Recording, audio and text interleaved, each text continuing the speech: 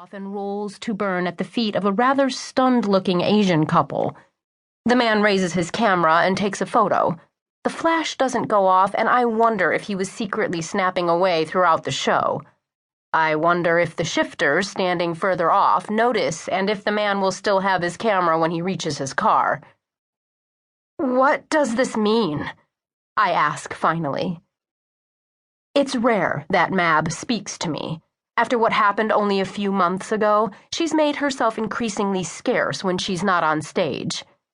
I can't say I blame her. After all, she was attacked by the Prince of the Summer Court. "It means," she says, "that Oberon is done playing games. This is a declaration of war." When the crowd has cleared and the effigy has faded to ash, the troupe gathers around the spent pyre and does what circus performers do best: gossip. I don't try to find a place among them. Instead, I stand on a small hilltop, the entire circus splayed out below like a child's toy set. I have no desire to be down there exchanging theories. I know that not one of them has a clue about what's actually going on behind the scenes. The old recruits were magically forced to forget what happened in the massacre 3 months ago. The newbies were hired on after their predecessors were killed in the Summer Court's attack. I'm one of the few who remembers the tragedy, and today, like most days, I wish I could bring myself to forget. Stupid fucking contracts. "Not exactly how I thought we'd close the show," says a voice behind me. I don't turn around, but I do feel my shoulders lose a little bit of the tension they've been holding. I lean back against the speaker's chest as his arms instinctively wind around my waist. "Yeah, well, Mab's good at defying expectations," I say. He chuckles.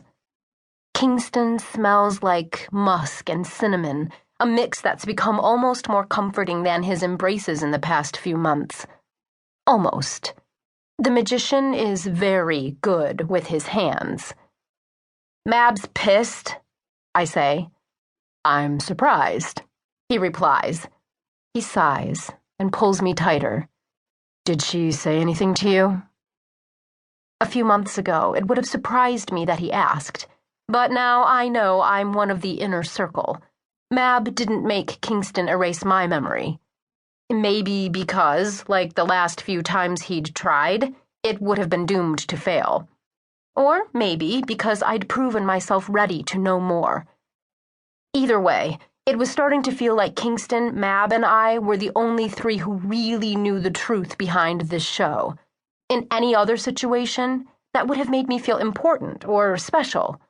Now it was just one more reason to feel like I was isolated from the rest of the troupe. "Oberon's declaring war," I say.